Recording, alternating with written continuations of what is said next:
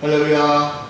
감사합니다. 오늘 이 자리에 함께 하신 여러분들, 또 가정에서 함께 하신 모든 분들 지금으로 사랑하고 축복합니다.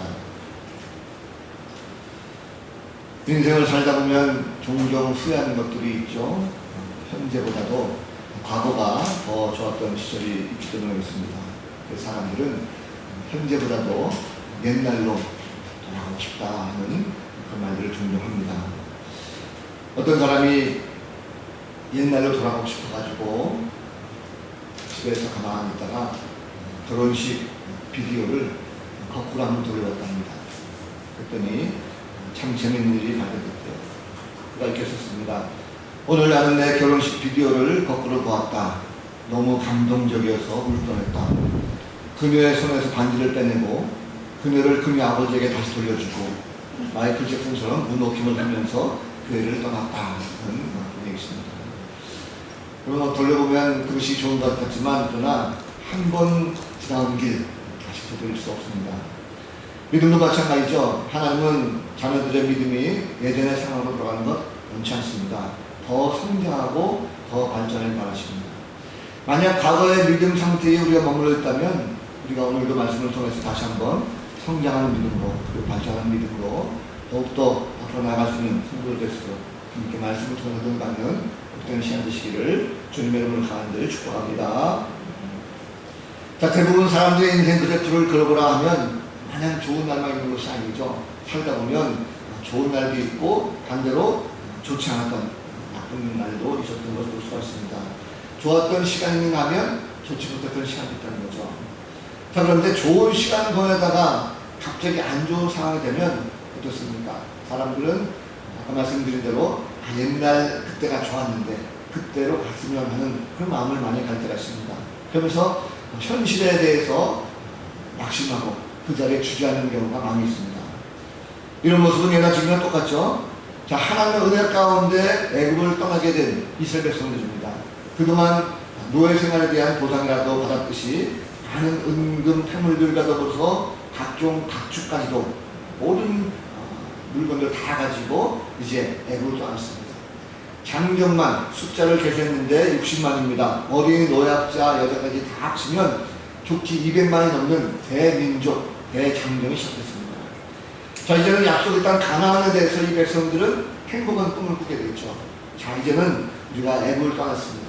이제는 가나안 땅에 가는 우리만 남았어요. 그러다 보니까 아마도 굉장히 기분이 좋아서 왔을 것입니다. 자, 그런데 그런 행복한 꿈을 꾸면서 애굽을 떠나왔는데 얼마 가지 못해서 갑자기 앞에 홍해라고 하는 아주 커다란 바다가 있습니다. 그래서 길이 막히게 됐다는 거죠. 자, 그런데 그 사이에 바로의 마음 변했습니다. 애굽 왕 바로의 마음 변해서 이 이스라엘 백성들을 추격하기 시작합니다. 선발되었던 병거 600대 그리고 모든 애굽 병사들을 총동원 해가지고 이스라엘 백성들을 추격하기 시작합니다. 그 소리가 이제 들려오기 시작한 거죠. 오늘 본문의 내용을 보면 이스라엘 백성들이 그 자신들을 쫓아오는 바로를 보게 됩니다. 그 군대를 보고 두려운 마음이 이제 생기게 됩니다. 그래서 여호와께 부르짖고 또한 출애굽 자체를 다시 한번 후회하면서 모세를 원망하는 그런 장면입니다. 자, 그러니까 모세가 뭐라고 말하죠? 두려워하지 말고 가만히 서서 여호와께서 행하시는 그 구원을 보라 라고 고민하면서 오늘 본 애굽 사람들은 다시는 보지 못할 것이다 라고 말하고 있습니다. 자, 이 내용을 가만히 보면 모세가 지금 제정신일까요? 왜냐면 지금은 가만히 서 있을 상황이 아닙니다. 왜 그렇습니까? 당장에 지금 대책이 시급한 상황이죠. 그리고 사람들을 가만히 보면 큰일을 당하게 되면 가만히 있지 못합니다. 막 우왕좌왕하기도 하고 막 조급해하는 마음이 있습니다. 갑작스럽게 사업에 위기가 온다면 어떻게 되겠습니까? 빨리 대책을 세우는 것이 맞죠. 건강에 문제가 생기면 빨리 병원 가서 무엇이 문제인지 찾아내야 될 것이고 빨리 치료해야 맞습니다. 자, 이런 일이 벌어졌는데 가만히 있는 사람, 이상한 사람이죠. 최근 보면 우리가 가장 큰 문제가 되는 것이 무엇이 있습니까? 지금 보면 사회적으로 코로나 바이러스, 이것이 가장 큰 문제 아니겠습니까? 4차 대유행이 진행했습니다. 오늘도 보니까 휴일치고는 가장 많은 숫자가 확산됐다고 합니다. 이제는 수도권 물론이고 비수도권까지도 확산하는 이런 시대가 됐습니다. 가만히 있을 수 없는 거죠. 정부도 마찬가지로 방역지침을 계속적으로 강조하고 있습니다. 모이지 마라. 6시 이후에는 2명밖에 모이지 못한다는 것을 계속 강조하고 있습니다. 뿐만 아니라 여기 보면 날씨가 예사롭잖아요. 날씨가 보면 계속 무덥습니다. 폭염이죠. 다들 힘들어합니다. 날씨가 이렇게 더울 때 뭔가 대책을 세워야지 가만히 있어서는 안 될 거 아니겠습니까? 뭔가 금연병을 찾아서 우리가 휴식을 취해야 될 것이고, 각 가정에서도 더위와 건강에 대해서 아이들도 챙겨야 될 것이고, 남편도 아내도 또 챙겨야 되는 이 시대가 됐습니다.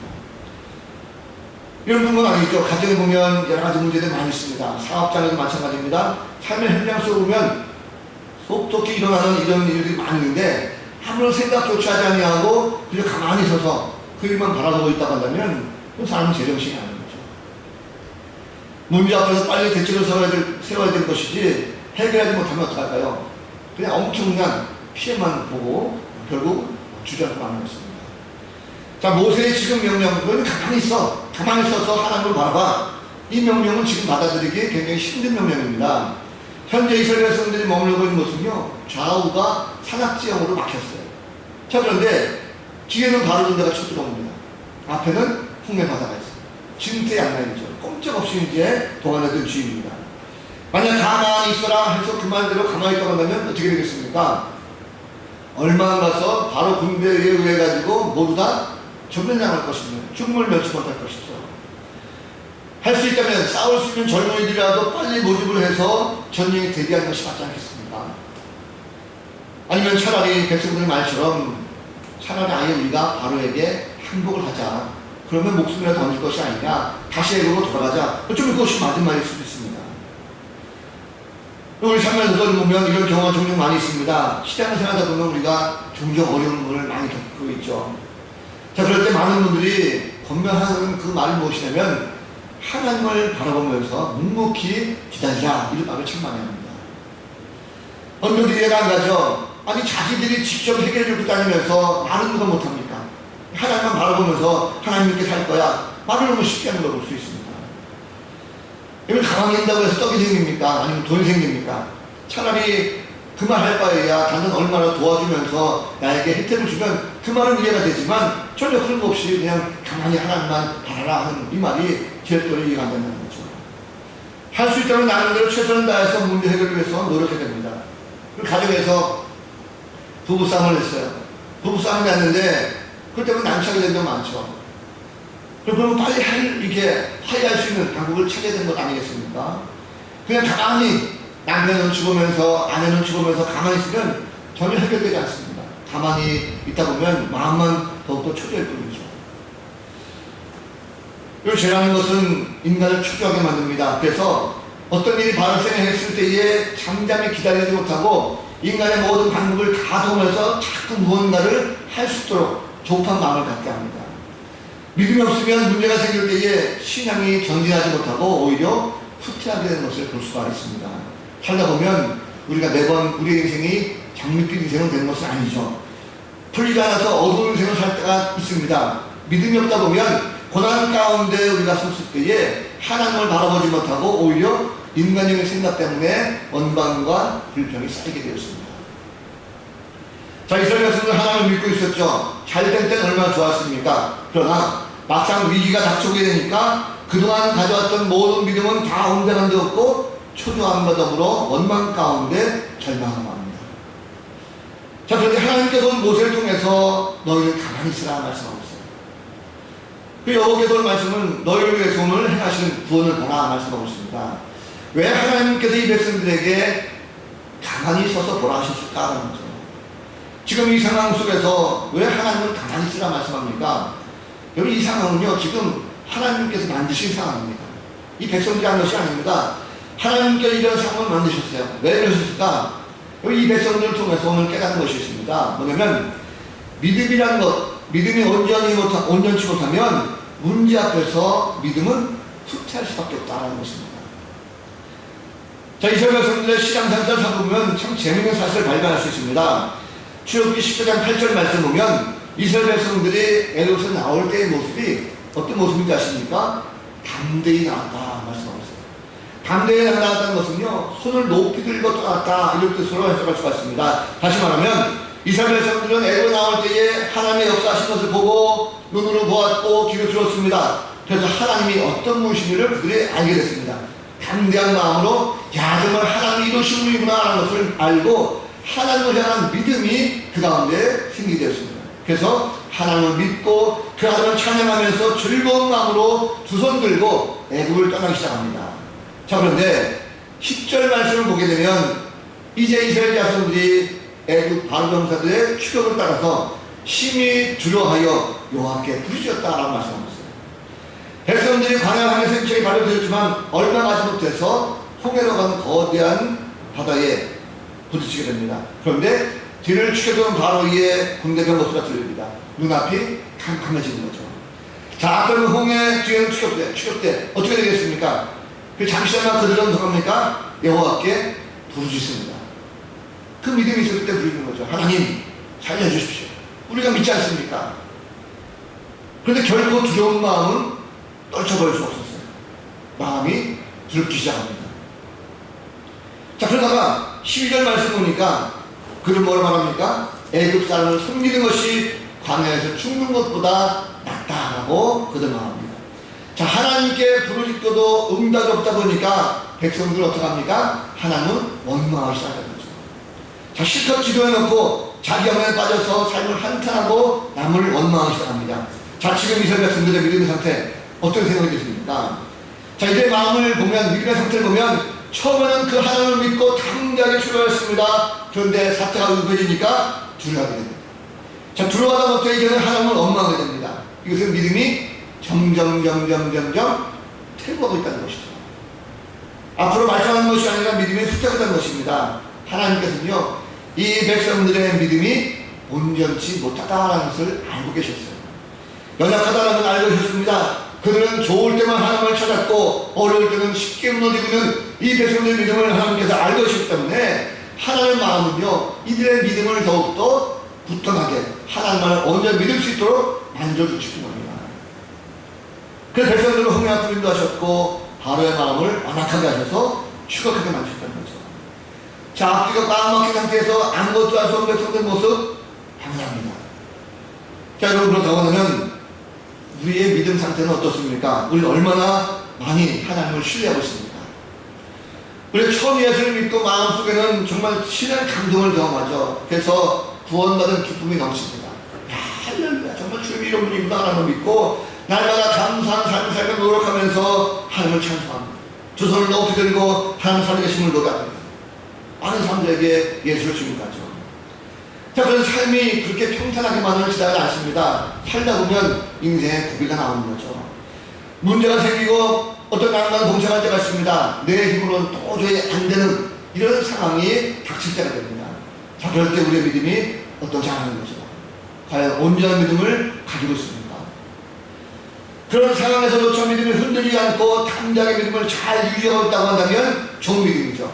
근데 그렇지 않습니다. 대부분 사람들은 처음에 이럴 때에 하나님 앞에 나와서 부르짖습니다. 하나님, 사업장을 빨리 회복시켜 주십시오. 금전적인 문제를 빨리 해결해달라고 간절히 부르십니다. 질병에 걸릴 때 마찬가지죠.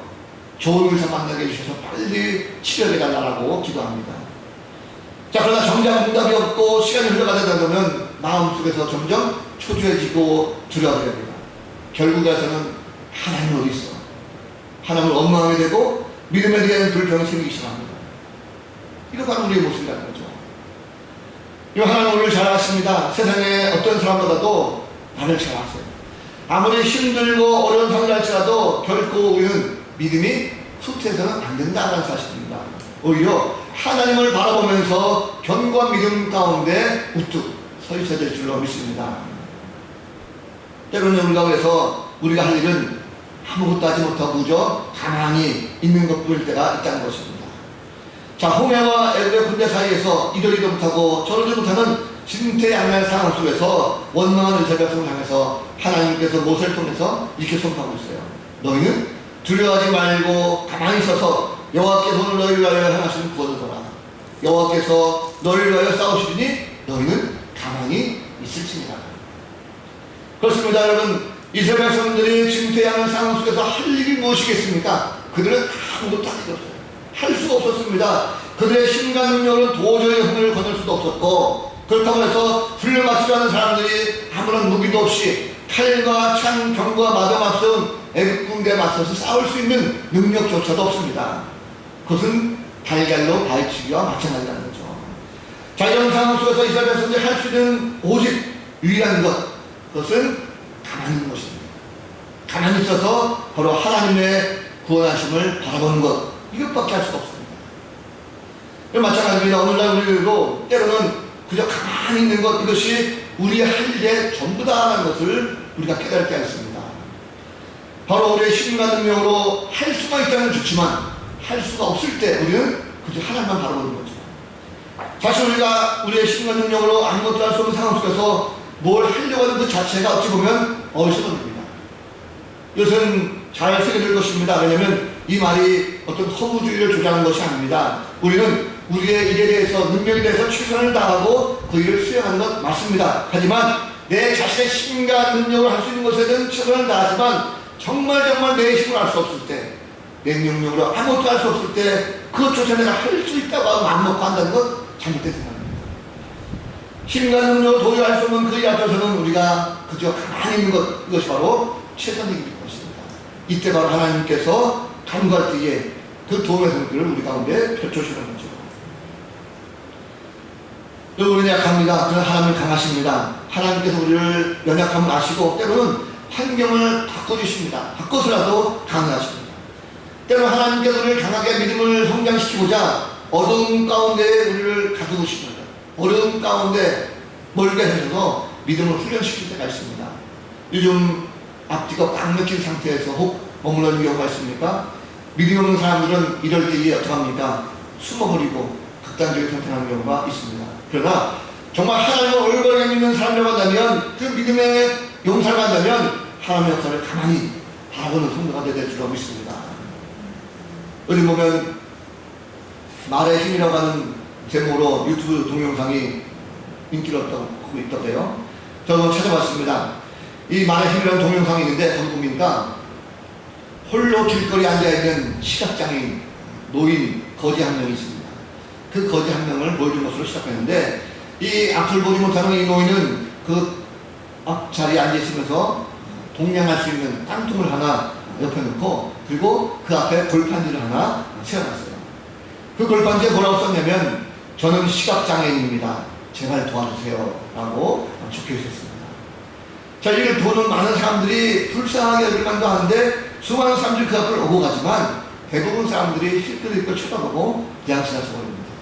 어쩌다가 간혹 한두 사람이 그 가정 쪽을 향해서 그냥 동전 하나 정도 던지고 그냥 스쳐갈 뿐입니다. 자, 그런데 어느 날 한 젊은 여성이 지나가다가 다시 되돌아와서는 그 골판지에 쓰인 내용을 유심히 들여보더니 그 노인 할아버지의 허락을 받지 않고 골판지를 뒤집어서 뒤에다가 뭔가를 그쪽그쪽 써놓더니 그것을 세워놓고 제 갈 길을 갔습니다. 자, 그래 허락을 받지 않고 뭔가 써놨는데 그 다음부터 이상한 일이 벌어졌어요. 자, 예전에 지나치던 그런 사람들이 모두 다 한결같이 돈을 붙여준다는 것입니다. 깡통이 차고 넘쳤습니다. 동전이 아닌 지폐까지도 놓고 가는 그런 사람들도 많았어요. 게다가 그를 향해서 돈을 던지는 것이 아니라 무릎 꿇고 와서 허리를 숙이고 보내주는 이런 사람들도 많이 생기게 됐습니다. 자, 며칠 후에 그 녀석이 다시 왔습니다. 지난번 그 여인이 앞에 섰을 때에 구두를 만져봤던 이 할아버지가 이번엔 자기 앞에 선 사람의 구두를 만져보고 지난번에 그 여인인 줄을 이 할아버지가 알았습니다. 그래서 그 여인에게 묻습니다. 아니 여보세요, 그때 내 골판지에 뭐라고 써놨습니까? 왜 사람들이 갑자기 나에게 이렇게 동경을 베풀기 시작합니까? 라고 묻습니다. 그래서 그 여인이 이 거지 노인의 어깨를 어루만지면서 이렇게 대답합니다. 다른 말 쓴 것이 아닙니다. 같은 말을 썼어요. 다만 다른 언어로 표현을 바꿔봤습니다. 라고 했다는 것입니다. 자, 그녀가 노인에게 인사하고 다시금 절을 따른 다음에 동영상에 비춰본 그 골판지에는 다음과 같은 글이 쓰여 있었습니다. 오늘 참 아름다운 날입니다. 그런데 저는 그걸 볼 수가 없네요. 라는 말이었습니다. 자, 같은 말이지만 자꾸 나의 것을 들으면서 한푼 줍쇼라는 것이 아니라 이 아름다운 세계를 보지 못했던 내 마음을 전하는 그 아름다운 어투가 바로 많은 사람들의 마음을 움직였다는 거죠. 우리가 하나님의 마음을 가만히 바라볼 때에 하나님은 우리 마음을 다 알고 계십니다. 그렇기 때문에 우리가 그 하나님을 바라볼 때에 하나님께서 우리의 환경을 바꿔주시고 우리의 언어를 바꿔주시고 그래서 그것을 기쁨으로 바꿔주시는 줄 믿습니다. 우리가 비록 힘들고 어렵다 할지라도 하나님의 일하고 계심을 믿는다면 그 믿음 가운데 승리하게 될 줄로 믿습니다. 어떤 분이 이런 말씀했습니다. 자해를 거꾸로 하면 살자가 됐다 그러죠. 그런데 내 힘들다라는 것을 거꾸로 하면 다들 힘내라는 말로 바꿔진다는 것입니다. 하나님은 우리도 지금, 하나님께서 지금도 우리를 보고 계십니다. 우리의 믿음을 보고 계십니다. 그렇기 때문에 온전한 믿음을 갖도록 하나님께서 가만히 우리를 지켜보시는 그런 우리가 아니고 온전히 하나님만 바라볼 수 있는 걸 성도가 될 줄로 믿습니다. 자, 하나님은 이스라엘 백성들에게 믿지 못할 정도의 어마어마한 일들을 보여주신 분이죠. 무려 430년간 애굽에 놓여있던 이스라엘 백성들에게 자유를 주셨어요. 그리고 광야로 인도하셨습니다. 낮에는 구름 기둥으로 낮에는 구름 기둥으로 밤은 불 기둥으로 보호하셨어요. 천지 우주 만물을 주관하시고 창조하신 분이십니다. 폭풍을 불게 하시기도 하고 그 넘치는 바다도 잠잠케 하시는 분이 바로 하나님이십니다. 해와 달과 별도 창조하시고 다스리시는 전능하신 바로 하나님이십니다. 그 하나님께서 우리의 심정을 왜 모르시겠어요? 우리의 마음을 안쓰시는 거죠. 현재 내가 당하고 있는 모든 아픔과 위기가 얼마나 정말 힘들고 무거운 짐인지 잘 아시는 것입니다. 위기 속에 흔들리는 우리의 마음 상태 누구보다도 잘 헤아리시는 분이 바로 하나님이십니다. 그 하나님께서 우리를 가만 놔두시겠습니까? 아닙니다. 하나님은 우리의 믿음이 더욱더 성장하길 원하십니다. 우리의 믿음을 지금 잠시 흔들려보는 그 상황일 수 있습니다. 믿음의 성장을 위해서는 때로는 고난 주시기도 합니다. 그러나 결코 하나님께서 우리를 버리시거나 포기하지 않습니다. 신명기 31장 8절 말씀 보면 여호와 그가 내 앞에 가시며 너와 함께 하사 너를 떠나지 아니하시며 버리지 아니하시니 너는 두려워하지 말라 놀라지 말라라고 말씀합니다. 하나님은 항상 우리와 함께 하십니다. 그리고 그 하나님은 항상 우리보다 앞서가십니다. 우리가 당해야 할 일을 미리 하시고 혹시라도 우리가 낙심이 되어 있고 우리가 절망 가운데 있다고 한다면 오셔서 우리를 도와주십니다. 시편 40편 말씀 보면 내 영혼아 어찌하여 내가 낙심하며 어찌하여 내 속에서 불안해하는가. 너는 하나님께 소망을 두라. 그가 나타나 도우심을 말미암아 내가 여전히 찬송하리로다 말씀합니다. 현재 삶 가운데 결코 두려워하지 마십시오. 담대한 마음으로 전진하시기 바랍니다. 중요한 것은 믿음입니다. 온전한 믿음을 가진 자는 결코 두려워하거나 하나님을 원망하지 않습니다. 신약성경에 보면 예수님께서 큰 폭풍 가운데 두려워하면서 하나님께 부르는 제자들에게 어찌하여 무서워하느냐 믿음이 작은 자들아 하면서 책망하시는 그 말씀이 있습니다. 또 무리를 걷는 예수를 보면서 무서워 떨고 있을 베드로가 예수님 나를 걷게 해주시오 라고 했을 때에 예수님께서 베드로를 걷게 하시죠. 그럴 때 물을 걷던 베드로가 자신이 부는 바람 가운데 무서워서 그 물을 빠졌을 때에 주님께 다시 베드로를 붙잡아 주시면서 믿음이 지금 작은 자여 왜 의심하느냐 라면서 베드로 책망하십니다. 베드로와 이 제자들의 모습을 보면서 큰 파도 가운데 두려웠던 그것은요 함께 했던 예수님을 온전히 믿지 않았기 때문에 그들은 두려울 수밖에 없었던 것입니다. 그렇습니다. 우리에게 믿음이 없을 때 눈앞에 보이는 현실을 보고 두려워하게 되었고 우리 마음이 조급하게 되었습니다. 그런 사람들은 날마다 먹는 문제, 입는 문제, 사는 문제 이런 문제 저런 문제 때문에 온갖 문제들 가운데서 살면서 조금만 부족해도 조금만 없어도 어쩔 줄 몰라서 그 님 속에 살아가는 걸 볼 수가 있습니다. 그러나 하나님 앞에서 우리가 도대체 문제일 것이 무엇이 있습니까? 하나님 우리가 믿고 있다면 전능하신 하나님께서 우리를 아신다면 우리의 문제를 해결해 못한 것이 무엇이 있습니까?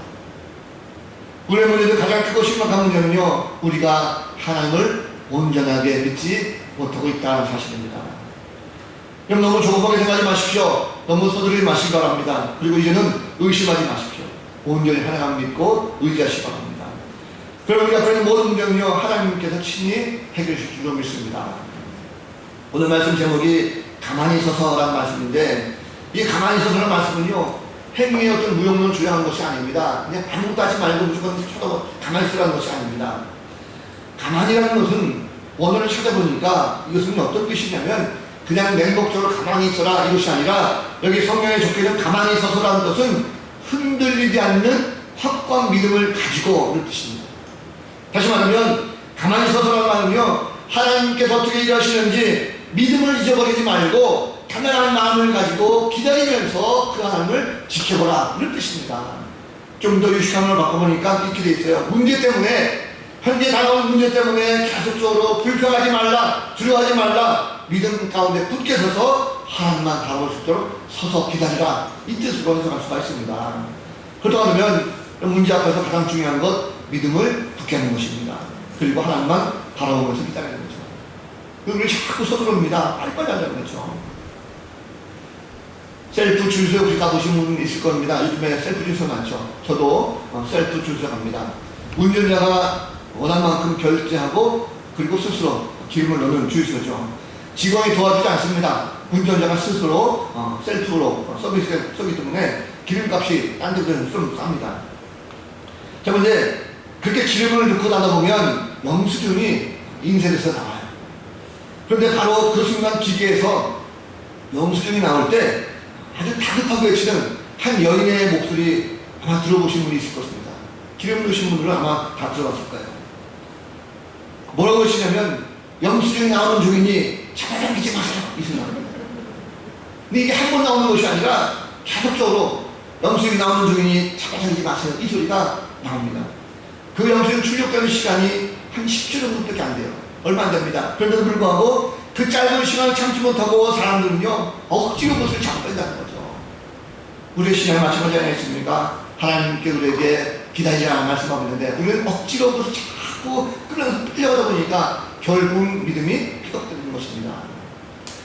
승리라고 하는 것은 행복한 마음을 기다릴 때 옵니다. 그래서 문제 앞에서 불평하지 않고 조급함도 없고 오직 믿음 가운데 침착하게 기다리면 되는 것입니다. 그럼 주님의 약속을 믿고 계십니까?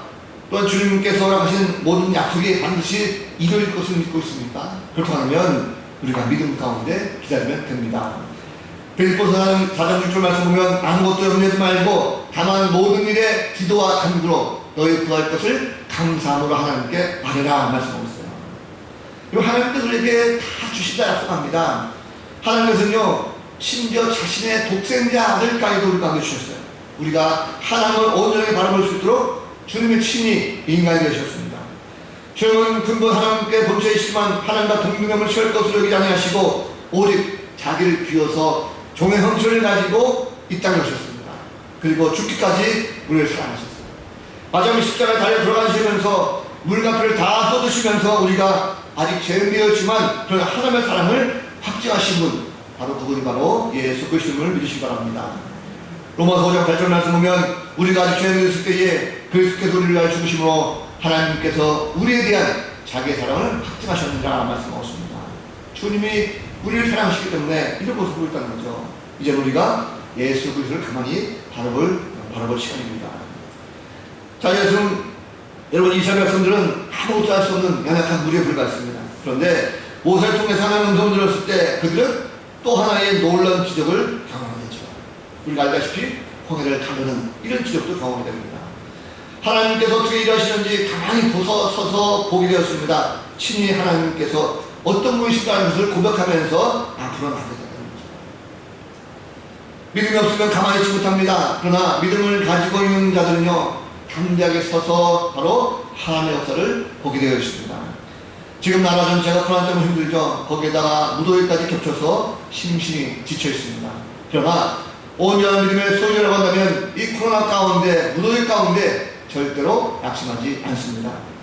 아무리 사업이 힘들고 가정의 문제가 있다 할지라도 쉽게 포기하거나 쓰러지지 않습니다. 오히려 묵묵히 하나님 앞에 서서 가만히 하나님 바라보면서 하나님께 하신 놀라운 역사를 기대하면서 준비하는 모습이 있다는 것입니다. 여러분, 우리는 믿음의 온전함을 경험하고 있습니까? 믿음이 없으면 가만히 서 있지 못합니다. 안절부절하고 답답해하죠. 초조해하고 어찌 할까 하면서 인간의 방법을 가지고 해결해 보고자 합니다. 그러나 하나님을 바라보시기 바랍니다.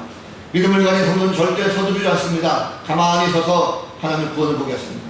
하나님의 구원은 믿음을 소유한 자만이 볼 수 있는 참으로 거대한 능력을 믿으시기 바랍니다. 자, 말씀을 정리합니다. 사랑하는 성도 여러분, 연일 계속되는 코로나 확진 소식 때문에 모든 것이 다 막막해졌어요. 더위는 계속되고 있고 이로 인해서 경제적으로, 사회적으로, 문화, 교육 전반에 걸쳐서 위기가 계속되고 있습니다. 우리가 무엇을 할 수 있을까? 우리가 할 수만 있다고 하면 다 하겠죠. 아무리 우리가 외치고 떠들어도 코로나19가 쉽게 무너진 것 아닙니다. 더위가 쉽게 물러가는 것 아닙니다. 경제가 쉽게 회복됩니까? 안 됩니다.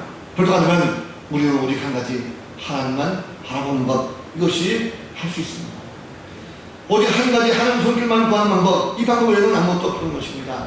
하나님은 오늘도 역사하십니다. 그래서 묵묵히 가만히 서서 하나님 바라보는 성도가 되야 될 줄 믿습니다. 중요한 것은 믿음을 잊어버리면 안 된다는 거죠. 견고한 믿음, 말씀하자면 하나님께 도우신다고 하는 확신에 찬 믿음을 가지고 가만히 서서 하나님을 바라보게 될 때에 하나님은 반드시 역사하리라 믿습니다. 우리는 하나님께 구하는 방법밖에 없습니다. 그것이 바로 기도라는 거죠. 의인의 기도는 역사하는 힘이 크다고 했습니다. 그래서 오늘 한 주간 동안 우리가 기도했으면 좋겠어요. 이번 한 주간 동안은 정말 최선을 다해서 내가 속해 있는 모든 가정과 일터, 나의 삶의 처소에서 가만히 계시지 마시고 하늘을 바라보시면서 하나님의 역사를 다시 한번 꿈을 꾸고 하나님께서 행하시는 놀라운 구원의 역사, 그것을 함께 보고 느끼고 경험할 수 있는 그런 시간 되었으면 좋겠습니다.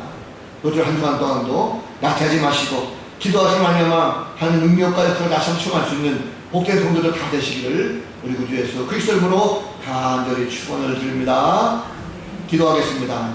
거룩하신 하나님, 참으로 힘들고 어려운 세상입니다. 아무것도 알 수 없고 인간의 능력이나 생각으로 한계가 있습니다. 이럴 때 우리가 할 수 있는 것은 오직 가만히 서서 하나님을 바라보는 것, 그것임을 다시 한번 고백합니다. 믿음을 잃지 않고 견고한 믿음 가운데 담대하게 주를 바라볼 수 있는 저희들 되게 하여 주옵소서. 힘들고 어렵다 할지라도 낙심해서 후퇴할 것이 아니라 오히려 믿음 가운데 담대히 앞으로 전진해 나갈 수 있는 믿음의 용사들 될 수 있도록 복내려 주옵소서. 함께 하시는 감사하고 예수 그리스도 이름으로 간절히 기도하옵나이다. 아멘.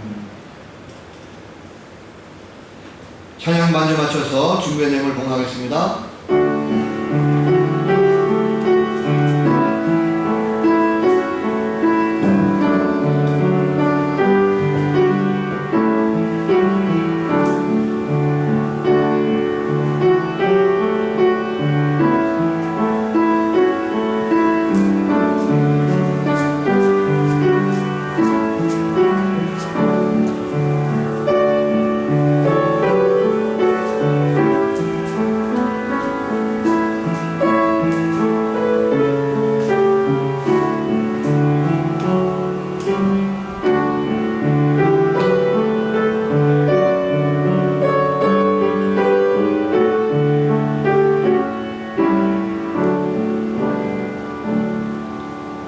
드리는 예물 양기기도 합니다. 사례자님, 우리 주변에는 가진 것이 없어 어려움을 겪는 일이 많습니다. 우리는 먹을 것과 입을 것이 있지만 그 먹을 것과 입을 것이 없어 굶주린 가난한 이들이 참 많습니다. 어린이들과 함께 나누며 함께 하나님 나라를 위하여 사용할 수 있는 귀한 예물들 되게 하여 주옵소서. 뜨거운 여름철입니다. 오늘도 받은 은혜에 감사하며 정성껏 주 앞에 귀한 예물 드립니다. 일할 수 있는 건강과 터주는 것 감사하며 소득의 10의 1조를 구하여 드리는 길 드리겠습니다. 하나님, 우리에게 정말 능력 가운데 함께 하셔서 일할 수 하게 하셨고 또 소득을 얻게 하셔서 기쁜 마음을 가지고 마땅한 것을 하나님 앞에 부여드리는 10의 1조를 드리는 귀한 가정들 축복하시고 가정과 또 사업장 일터가 더욱더 풍성한 삶을 누리는 귀한 가정들 되게 하여 주옵소서. 더욱더 그 지원을 빌게 하시고 경제가 어렵다 할지라도 삶의 모든 활로가 잘 개척되게 하셔서 주님께서 행하시는 놀라운 구원의 역사들, 기재 역사들 많이 볼 수 있는 귀한 가정들에게 하여 주옵소서. 돌보니 참으로 감사한 것이 너무나도 많이 있었습니다. 코로나19 가운데 지켜주시고 더위 가운데 지켜주시는 감사하며 정성껏 감사를 드리는 귀한 가정들도 있습니다. 적혀진 모든 감사 제목들마다 주님 축복하시고 쓰여있는 곳에서 더욱더 그 감사 넘치는 가정들의 수도록 축복하여 주옵소서. 목적을 가져 들었습니다. 선계물과 장학금금, 건축원금, 주정금들입니다. 쓰는 곳마다 생명을 살아나게 하시고 하나님의 나라가 더욱더 확장될 수 있는 축복의 물들게 하여 주옵소서. 특별히 간과하는 것은 코로나19가 여전히 기승을 부리고 있습니다. 하나님, 인간의 힘으로 된 것이 아니라 하나님께 사셔야 이것이 반드시 또 종식될 줄 믿습니다. 가만히 서서 주님의 능력과 역사를 바라보는 귀한 성도들에게 하여 주옵소서. 무더위가 기승을 부립니다. 아프고 힘든 가운데도 다시금 건강 주옵 맡기니 주의 능력 가운데 성도의 건강도 지켜주시고 평안을 누릴 수 있는 귀한 가정들에게 하여 주옵소서. 멀리 해나가는 게 성도들도 있습니다. 또 국민 형제들 피치 못한 사령을 하려마 함께하지 못한 모든 교우들 어느 곳에 있든지 주님 기억하시고 함께 동일한 은혜를 베풀어 주옵소서. 이거 한 주간 동안은 또 무더위가 기승을 부린다고 합니다. 하나님 모든 어려운 가운데서도 지키시고 보호하시는 그 하나님의 은혜를 마음속 깊이 간직하고 우리의 신앙생활 결코 나타나지 않도록 주님께서 붙들어 주옵소서. 모든 것 주 앞에 맡깁니다. 감사 찬양하옵고 사랑하신 예수 그리스도의 이름으로 간절히 축복하며 기도하옵나이다. 아멘. 할렐루야. 감사합니다. 우리 옆사람과 함께 인사하겠습니다. 가정에서도 함께 인사해 주시기 바랍니다. 감사합니다. 사랑합니다. 축복합니다. 감사합니다. 오늘도 코로나 때문에 함께 하지 못했지만 가정에서도 함께 하고 있습니다. 주보 3번부터 참고하시기 바랍니다. 코로나19 확산 가운데 불볕더위도 기승입니다. 갱년 건강관리 특별히 잘 지키시기 바랍니다. 코로나19의 방역 4단계 연장이 되었죠. 8월 8일까지입니다. 그래서 8월 둘째 주까지 주일에는 비대면 방식으로 원칙을 합니다. 그래서 앞서 제가 열린 공지에도 말씀드렸지만 그리고 날씨가 무더워도 우리가 함께 나타나지 않도록 다시 한번 돌아보면서 예배를 잘 했으면 좋겠습니다. 줌으로 가정에서 드리고 주중 예배는 없습니다. 그러나 좌석의 10% 우리 교회는 15명까지도 가능합니다. 대면으로 주일 예배 때 교회에 참석할 수 있습니다. 그래서 가정에서 혹시라도 비대면으로 드리기가 어려우신 분들은 교회에 오셔서 함께 참석할 수 있습니다. 15명까지 참석할 수 있으니까 미리 원하시는 분들은 연락을 주셔서 꼭 차질 생기도록 해주시기 바랍니다. 영적 생활 게으르지 않도록 주중에 보내드리는 오늘의 말씀 가정 예배 잘 활용하셔서 가정에서라도 영적으로 훈련하시기 바랍니다. 개인의 영성 관리를 위해서 하루 성경 3장 읽기, 1시간 목표 기도하기, 하루 5가지 감사하기 꼭 수술해 보시고 예배 때 기도 순서 잘 확인해 주시고 특성 원하시는 분들 가정은 신청해 주시기 바랍니다. 온라인으로 항공하시는 분들 교부된 계좌 확인하셔서 송금하시고 우리 장로님께 문자로 꼭 연락 주시기 바랍니다.